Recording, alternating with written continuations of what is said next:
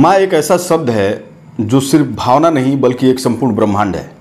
माँ पहली सांस होती है, पहला सुरक्षा कवच होती है और पहली दुआ भी होती है। एक माँ अपने बच्चे के लिए तपती धूप में छांव बन जाती है और कठिनाइयों में ढाल भी बन जाती है। लेकिन क्या हो अगर वही माँ जिस पर एक बच्चा आंख मूंद कर भरोसा करता है उसी के जीवन की सबसे बड़ी यातना बन जाए। ये कहानी ऐसी ही एक माँ की है जिसने ममता की परिभाषा को कलंकित कर दिया है। दरअसल ये पूरा वाकया हरिद्वार जिले के रानीपुर कोतवाली क्षेत्र का है, जहाँ से एक ऐसी घटना सामने आई है जिसने पूरे इलाके को सन्न कर दिया है।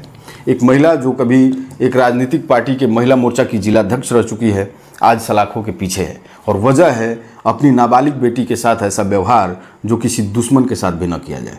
मामला तब खुला जब उस महिला के पति ने पुलिस में तहरीर दी और आरोप लगाया कि उसकी पत्नी ने अपनी ही बेटी को अपने तथाकथित प्रेमी और उसके दोस्त के साथ बाहर भेजा और वहाँ जो हुआ वो बेहद अमानवीय था, यानी कि उस नन्ही सी जान के साथ दुराचार हुआ और बार बार हुआ।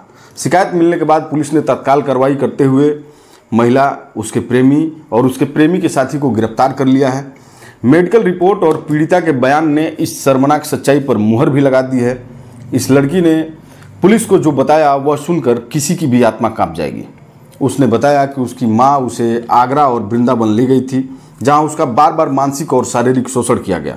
इन धार्मिक स्थलों की रौनक के पीछे वह चीखती रही, चिल्लाती रही, लेकिन कोई सुनने वाला नहीं था। उसकी अपनी माँ ही उसकी लूटती हुई आबरू का तमाशा देखती रही। हालांकि पुलिस ने इस पूरे केस को गंभीरता से लिया है और सबूत जुटाने के लिए पुलिस की टीमें अब आगरा और वृंदावन भेजी जा रही हैं।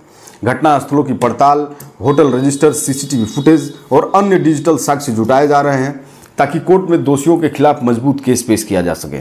तीनों मुख्य आरोपियों को हिरासत में लेकर पूछताछ के बाद पुलिस ने जेल भेज दिया है। पुलिस इसे एक rare of the rarest case मान रही है और अदालत से अधिकतम सजा दिलाने की तैयारी कर रही है। लेकिन समाज और रिश्ते फिर भी सवाल के घेरे में हैं। लोगों के मन में माँ की ममता को लेकर तरह तरह के सवाल उठ रहे हैं। इस घटना ने उस विश्वास को गहरा धक्का पहुंचाया है जो हर बच्चा अपनी माँ के लिए महसूस करता है।